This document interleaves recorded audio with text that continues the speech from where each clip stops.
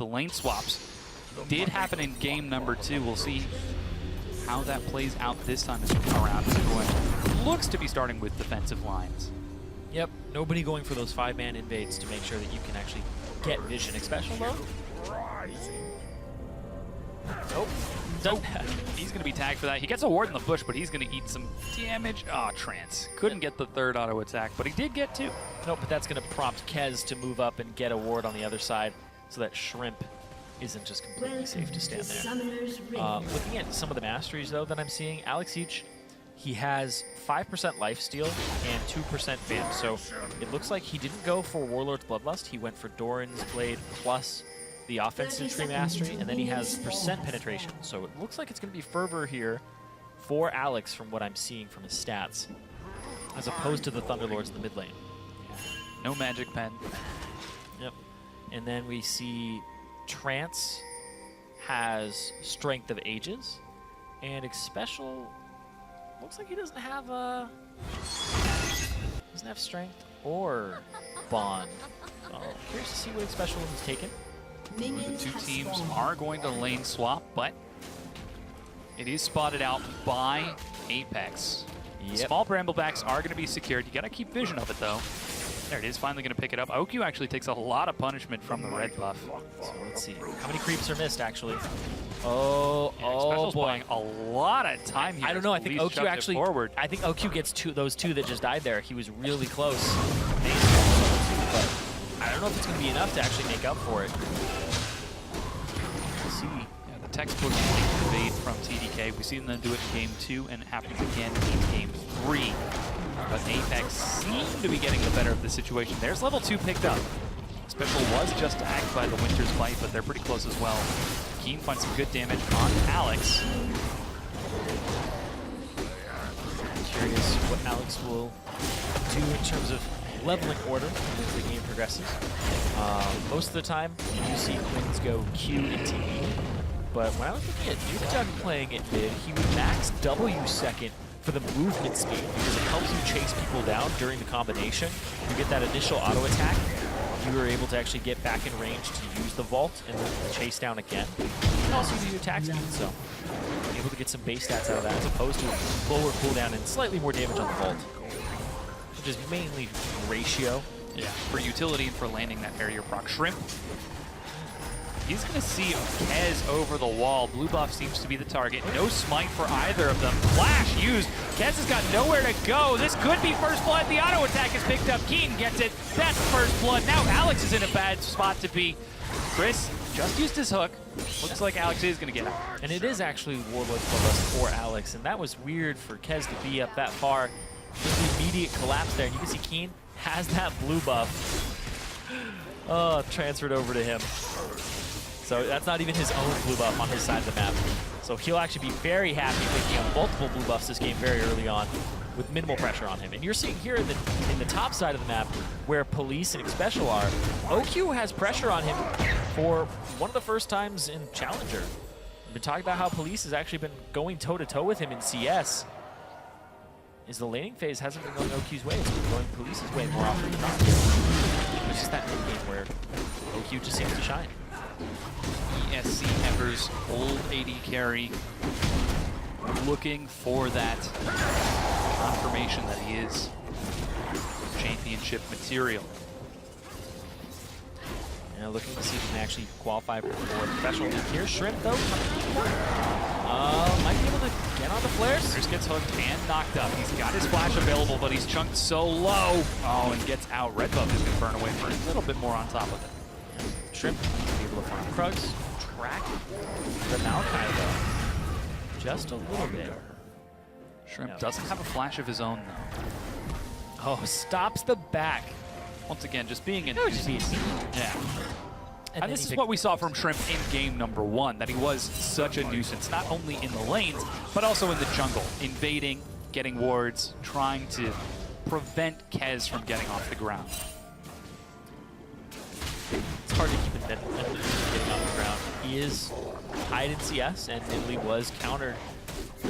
Kill went over to Keen in the mid lane, which is definitely what you don't want in this era of the game. Getting that early kill, basically pushing him to that mid game much sooner in those 2 items, Yeah, it becomes a big problem. Things seem to be pretty slow early on after that kill, as expected. They're the All masters. right, there we go. Warlords, Warlords. Oh, it is Warlords. Thunderlords for Fresh. Thunderlords for Keen as well. So double Warlords. And Keen now getting blue buff once again. He is going to be having the time of his life on that Vizier. So Alex has a build that just allows him to lifesteal. He has 2 Doran's blades. He's sitting at 7% lifesteal, or sorry, 9% lifesteal with the 2 Dorans and the Masteries. This was also what we saw in game #1, right? When he was on Corki. Yeah, which was a little confusing, where Thunderlords may just be the better choice. But against Azir, it seems like Alex just accepts that he's going to take poke and that he needs sustain to deal with it. But he sacrifices offensive power for that. Chris farming it up in the bottom. You just saw Kez on the corner of your screen, was in the tri-bush before heading back down. Not able to make anything happen with it as, yeah, there's Keen as expected. Putting harass down onto Alex. Can't quite follow up with more Sand Soul damage because of that line, but still doing a pretty good job. Chris, he's going to punish flares quite a bit. He's down to about 400 health. But here comes Kez. Chris, I don't think he saw him. Oh, he did. He had a ward. His ward message. Yeah. Keeps it safe. Turns around with a hook, though. As soon as he saw that Kez was going to go back to farming the Scuttle Crab, Shrimp immediately starts farming the top side of the jungle, so Kez doesn't really have any home to return to in the jungle right now. Just punishing him in terms of uptime, making sure that he can clean the entire jungle. Shrimp's going to pick up the Scuttle Crab as well, staying ahead of farm over in Italy. He's been able to hand off another blue buff to Keen. Very happy in this mid lane up against Alex, who gets a drive-by heal. Drive-by ambulance going for a quick heal. Shrimp actually on the invade is going to look for the blue buff, but once again, he's just buying time. Blue buff doing a little dance for us as he gets caught against the wall. That ward will see Kez, and Shrimp is level 6 with a stronger smite. Oh, nope. It's not strong enough. Shrimp able to pick that up for himself and steal it away. Shrimp is level 6. Yeah. Oh, gotcha. Ooh, Alex does find some damage on the Keen. But Alex, wow. Keen answers back with quite a bit of damage on his own. Just abusing that long range so much, making it difficult for Alex to keep up with CS. I feel like I've hurt your feelings. You've been quiet for so long. No. Is everything all right, Aiden? Yeah, everything's fine, man. Okay, all right. Bring up more story, Dom. Wow. I just realized Apex are almost 2,000 gold ahead. Boom. There we go. Yeah, they have CS leads across the board, top, mid, and bottom, as well as Shrimp is just farming the jungle and taking CS away from Kez. So he doesn't really have too much of a gold income source right now. And we're seeing Keen actually rush straight towards that Nashor's, whereas before he got the Stinger and then he started to have a little bit of a, you know, I'm going to go need this with our Rod, I'm going to start picking up this other item first. See what he's able to accomplish with that Nashor's when he gets that CDR. Oh, Chris. Flares. Both junglers exactly as planned. He flashes, but Lairs still able to follow. Just a step faster is Kez, but Chris wants this fight. Here's Shrimp with double buff. Oh, not able to get the knock up mid pounce. Here comes Alex. It's roaming up there. Shrimp. That's the face of regret. Flashes forward. Will he be able to make it to this turret in time? Yep, looks like he's going to be okay. This gives Keen some time in the mid lane, but of course, it's Quinn. Quinn gets back so quickly. He's not going to be able to pick up too much from that play. Keen basically gets to just CS advantage, and Alex misses out on just a little bit. That's it. And whereas they go 1-1, it's still Apex in the lead. Damage finds Trance as Special and Police shove in the bottom to answer, seeing all the pressure top, but it's now evened up in kills, and what was 2,000 gold is now down to 1,200 in favor of Apex. starting to see some minor advantages open for Apex just about everywhere. 13 CS for Chris, 15 for Shrimp, maybe 12 for Keen, and even Police. Yep. That's rather unusual as well. We're seeing OQ not have too much of a CS lead. He was one of the most dominant laners back when he had Bishu as well. The follow there, Chris flashed. Flares already had used the Twisted Advance, and Chris wants to turn this around because Shrimp is arriving, but still eats the spear, gets chunked out, but Alex had already been roaming up the entire time, and that's one of the beauties. Once again, action in the bottom lane. Culling finds Police, who happily tanks it for his support, but the damage is traded right back. I don't know about happily. Yeah, well, actually, the word happily can also mean, or happily can also mean perchance. Oh, yeah. H-A-P-L-Y. It's Shakespeare.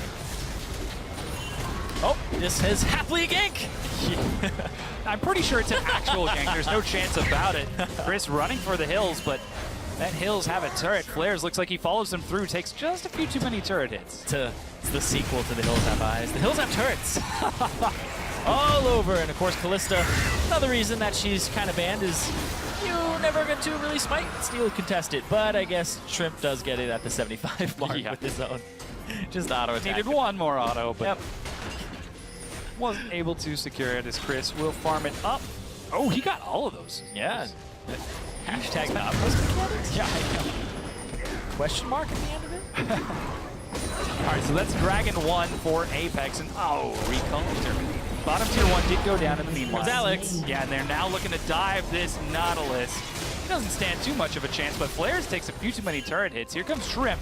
There's nothing he can really do about that. Keen not roaming. This is a great champion for Alex to play if he wants to influence the map. His Corki looked like how he wanted to play Quinn, where he's roaming to other parts of the map when you want to siege as Corki. Quinn, this is exactly what you want to do. Leave the lane. Stop fighting Keen. Go elsewhere. It's a great way to play this. But it's still not working out for them because Apex have almost a 2,000 gold lead here, and they almost have this mid-turret down as well, which would equate to even more falling into their hands. Just more pressure, because once you get that turret, you're able to just open up the map and having it be that central point. If Alex is able to actually get the Azir turret, that's huge.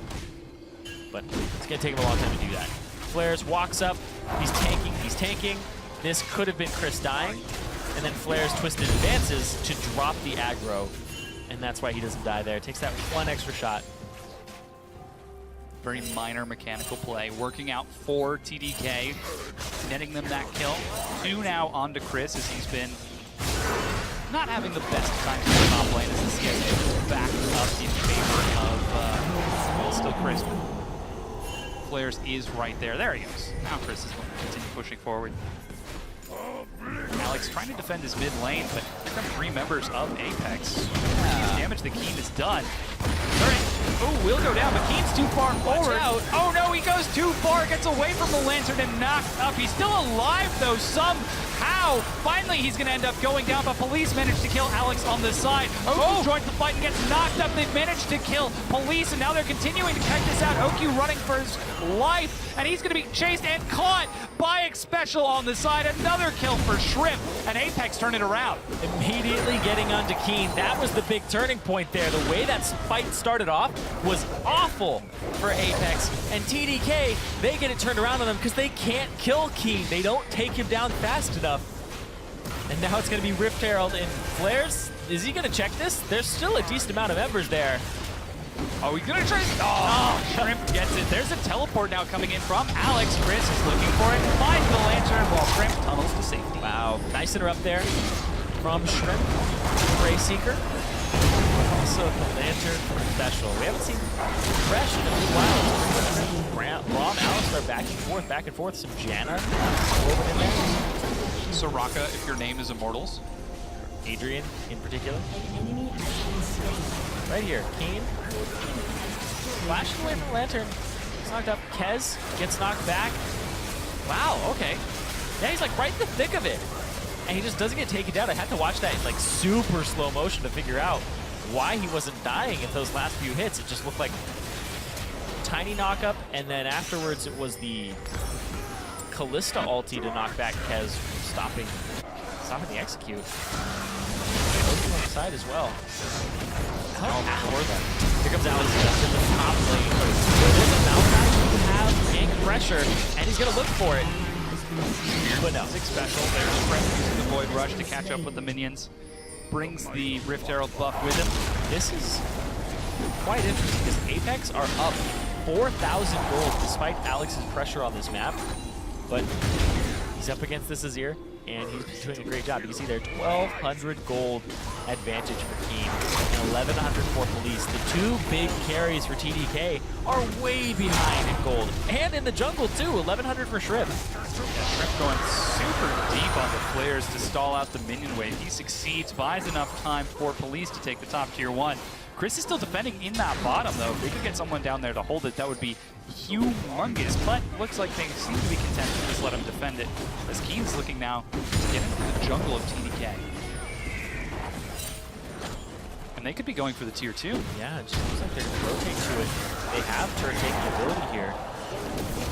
Very easily, the wave clear from the Quinn, not very strong at all. Your wave clear is pretty much OQ. You can throw out the blinding assault, but you're really just wasting a skirmish ability. And a huge part of the Quinn's power budget. TDK are able to hold on. They properly respect the push from Apex and don't end up losing a tier 2 off of it. And Chris is able to single-handedly hold down here using the Sunfire and Riptide to farm it out. Just farm a whole wave with Sunfire. Just run in circles. Skip around. They're all dying. So is Sunfire the beginner's introduction to Singe? Actually. Just run in circles around minion waves. Flares knows what I'm talking about. Oh, yes, he does. Ability there. It's true. All right, Keen's going to get his blue buff back in the mid lane. Dragon number 2 for Apex is back up in 20 seconds, but an untimely recall from the duo is going to leave this top tier 1 vulnerable. TDK take advantage of it for their first turret of the game to answer the 3 of Apex. And Apex has just been playing that much better what they get after the skirmishes. Apex. Dragon now is about to spawn. And Navi was talking about how Azir is getting better now. Azir is much easier now in terms of pulling off drift moves, where you actually won't stop your drift until you make contact with your, or until the Q stops.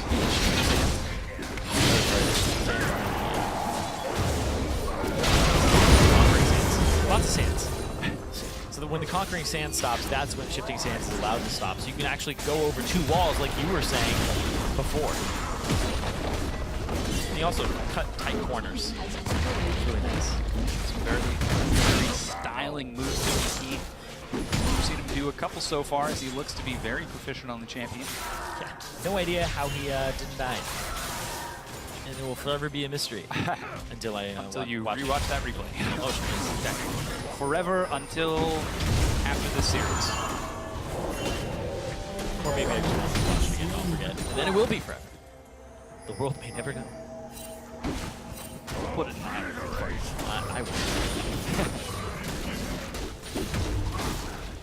Continuing to farm it up in the mid lane. Oh, Alex looks for some action, and Keen just hops the wall nice and quick. But there's the rest of TDK. There goes the wall. Shrimp tries to buy some time. They get 1 kill. The hook on the far side, and Alex will get it with the red buff. Depth charge locks him down. He doesn't have hook quite yet, but Special does. Alex is caught and dies to Police. That's 1 for 2. Multiple hooks coming in there, and that Q from Alex to pick up Keen. 2 for 1 in favor of Apex, and Apex with almost a 5,000 gold lead now have pressure mid, and they have pressure bottom. They can start looking to put pressure on the First priority is they've already got a minion wave prepped and ready to go. Police spots OQ and Trans before backing off. Looks like they're not quite able to take that tier 2 just yet. I actually wonder, just a random thought. What's in Wonder Ball? So the way that Hurricane works with Braum Shield is if Braum Shield is... All of the bolts do damage. Yeah, all the bolts will be absorbed by the shield. Right, he'll take all of them. So if you're Cogmog, he'll eat all of the onboards 3 times. If you're Callista, do you stack spears and hit 3 times as fast? I think you might. Well, the bolt stack spheres on secondary targets. Yeah. So is there a limit to 1 spear per champion per auto attack? You think we would code that in specifically? I think he would just absorb the attacks and you'd stack them 3 times as fast. I mean, that seems like something that could come up during design. Yeah. Say, hey, do we want to allow this to happen? I think what actually happens with the design is we go, do we want to allow this to not happen afterwards? We're like, this seems pretty bad. And then I'm just kidding. But look at that, Kez just annihilated, and Kez is one of the big parts of the composition. He was big in the previous game where he had Italy, and now Apex were able to draft some engage and actually take him out. You can see not just the Nautilus, but the fact that they also have the long range of Azir to contest the Italy, and then they also have the Kalista ultimate, which is basically throw him in and make sure that Italy has to run. It really feels like Apex are so comfortable on these champions. Yeah. Rek'Sai, Azir, Kalista, and Thresh. Look at the 4 of them now. They're just doing some serious work down the mid lane.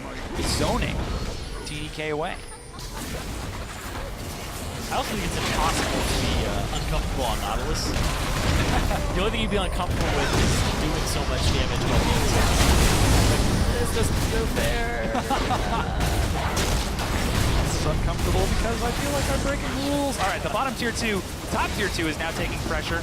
Full culling finds Chris, and he soaks it without batting an eye. The hook is going to go wide. But that tier 2 is not long for this world. Enemy lines for Alex. The wave clear though. You have to get away from this turret. Keen will be able to take it very quickly or kill you afterwards. You can pick your poison at that point, but the 2 items coming through. It's so hard to reposition. Once he uses the Conquering Sands, he gets the slow on you and the soldier auto attack will continue to slow you with the Rylai's. He changes the landscape of the fight. You can't walk through any of his soldier zones unless you get slowed and then you basically die because his DPS is Look for some action in the mid lane, but aren't able to make it happen. Now they're going to be collapsing on the players who has teleport. There's the Void Rune. Should be able to catch up.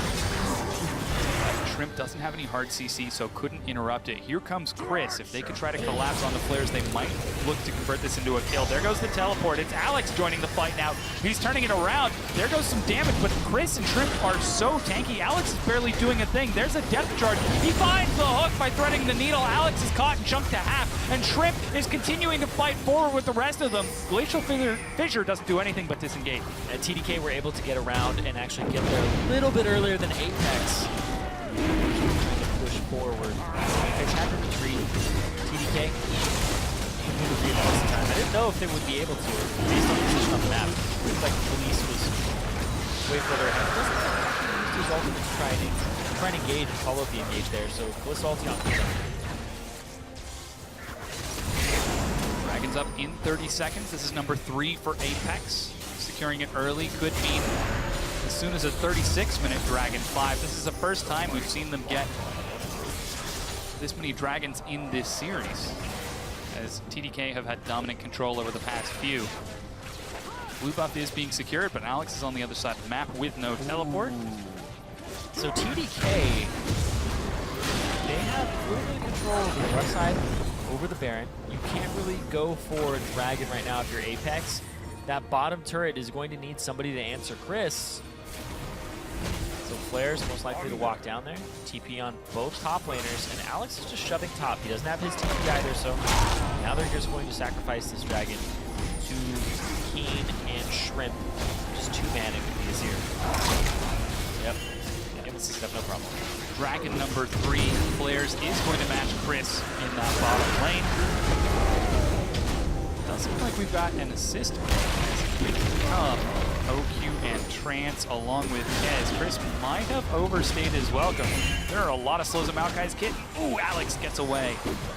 Just barely in the dark and positioning. Chris, he's running as quick as he can, but Flares is literally body blocking him. Alex got caught on the way out, though. Whoa. Forced a flash. Oh, the soldier catches him. Keen drops Alex. Oh, the flash there from Alex. He's caught and really close to the Baron. So that's going to be Apex trying to stack up Kalista Spears in this.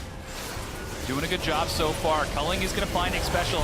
He's looking to tank it to buy time for the rest of his team. Chris has teleport. He gets pulled in as police Whoa, what? and gets knocked up. He's way too far forward. Flash dodges some of the initial damage of Flares, locks him down. Now Baron has been secured by Apex, but they don't have their 80 carry. They're running for their lives, but they're still going to lose another member. That was really weird. They're just chasing down Chris now. Oh, he's buying some time, Flares though. outside. Yeah, Flares will finally be able to lock him down long enough for OQ to get that kill. Kez is actually the one who secures it, but that's Baron for 2. That is Baron going over for Apex for 2 members. They do still kill Alex right before as well. So 2 for 1 and Baron. Total trades there. Shrimp. I think was red. Oh! Kez gets it. Titanic Hydra not working out for him that time. Doesn't do 500 damage. Not that incredible. All right, so Police is back up. With a lot of is Chris. Yeah, he had to sit in the corner for that one. I'm really confused because he was stacking up so many spears inside of it. If he had thrown Xpecial out, Xpecial had just thrown himself at the team and maybe used Box, then he's able to slow people long enough. But having your Callista peel off of the Baron and nobody else peel off seems like just a mistake. Watch it again and see. Well, Chris was on the way.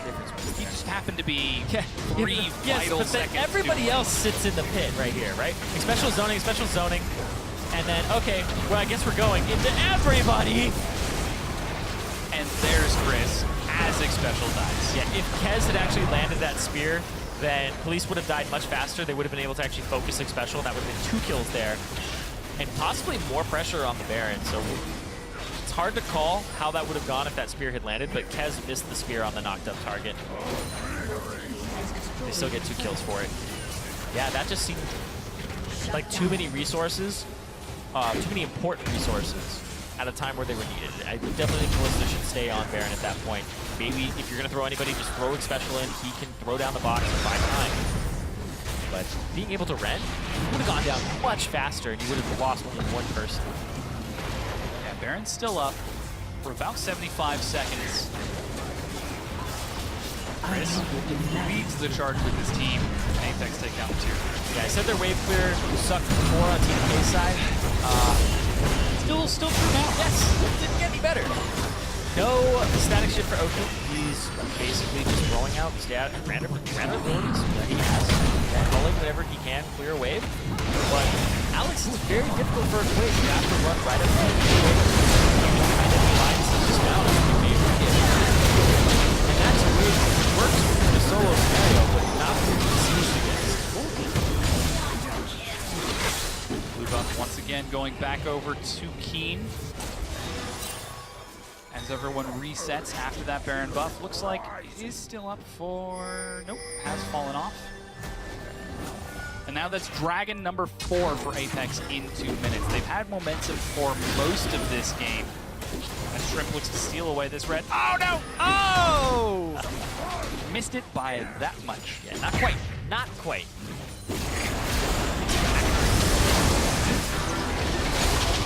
25. Well, that's just math.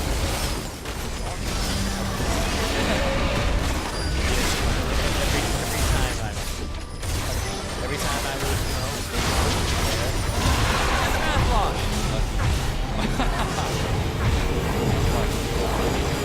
It's like, no, you messed up here. No. Unlucky. My brain wasn't working at that moment. Unlucky. We'll see if luck comes into this upcoming Dragon. It's 70 seconds away, and so far, Apex have got some pretty solid vision over that side of the map. Alex is trying to prep a wave in the bottom as Chris is on the opposite side. Police looks to go answer. This Dragon would be huge for Apex. Yeah, TDK getting a Dragon 1 at this point in the game would be really big for them. And not only would they stop Dragon 4 coming through, they would get those stats. At this point, they're worth a lot.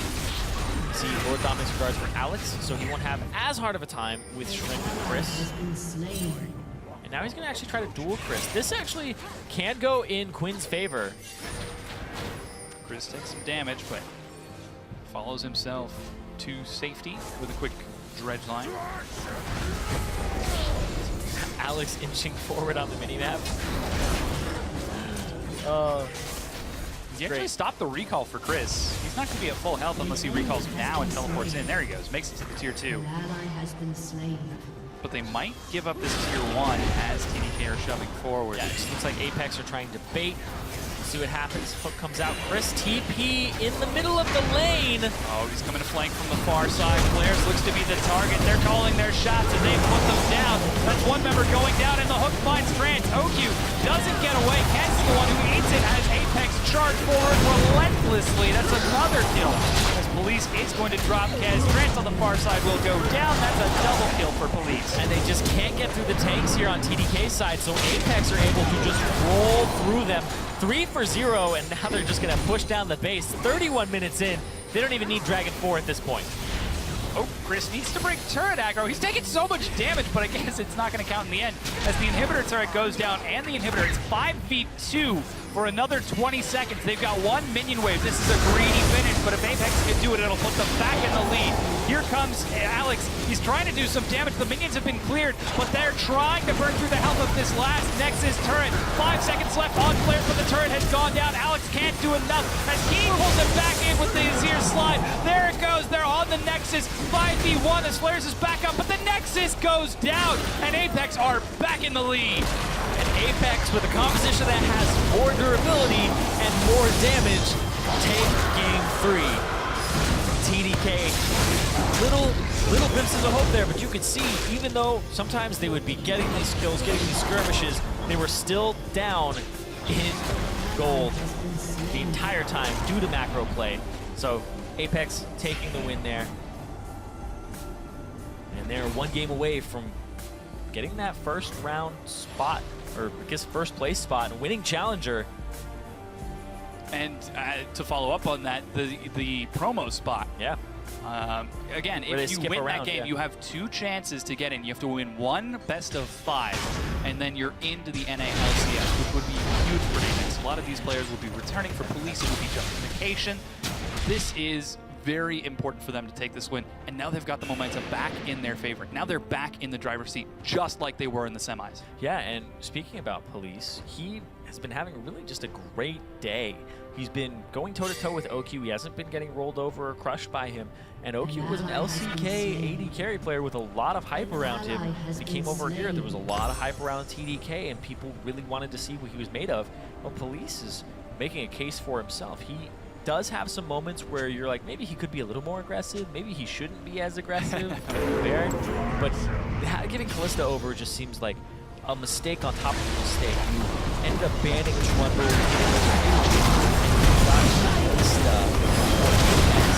so Apex here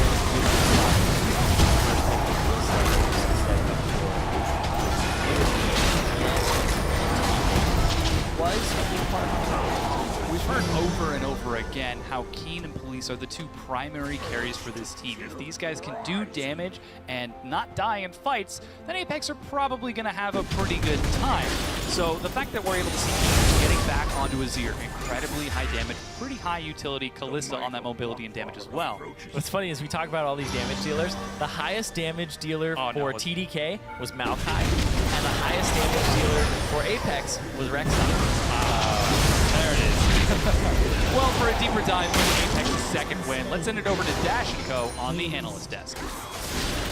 Thank you very much, gentlemen. Well, it makes sense that your highest damage dealer is Rek'Sai when Shrimp is the one playing Rek'Sai and going for that immediate Titanic Hydra following his jungle item. Farms all day. But the Maokai, that's definitely telling of how this game went for Team A. That is your highest damage. I want to jump into the Champions-like conversation because a lot of what we talked about in the pregame was how these teams are going to adjust there. Ultimately, Apex went for that trade. They decided that the not Callista was what they wanted in return for the Nidalee. However, Nidalee is a scary champion. So let's talk about the risk there. Sure. So on the one side, Nidalee is the #1 early game jungler, published #1 jungler, but like if she takes over, all those things fall away that you might have with your composition, you might just lose pressure, much as it happened in game 2. The trade for it was really cute. They got rid of the counter to Nautilus, which is Trundle, and the other good top lane, which is Poppy. Those are like the ones that everyone cares about, so they could secure a Nautilus top lane. Like that's power pick #1. Power pick #2 is that Nidalee, power pick #3 is that Callista. And that was the triumvirate. You always want to set up 3 as the red side. And and that was a setup. And if Nidalee doesn't take over the game, well, then you got 2. They got not even 1 at that point. Congratulations, you won the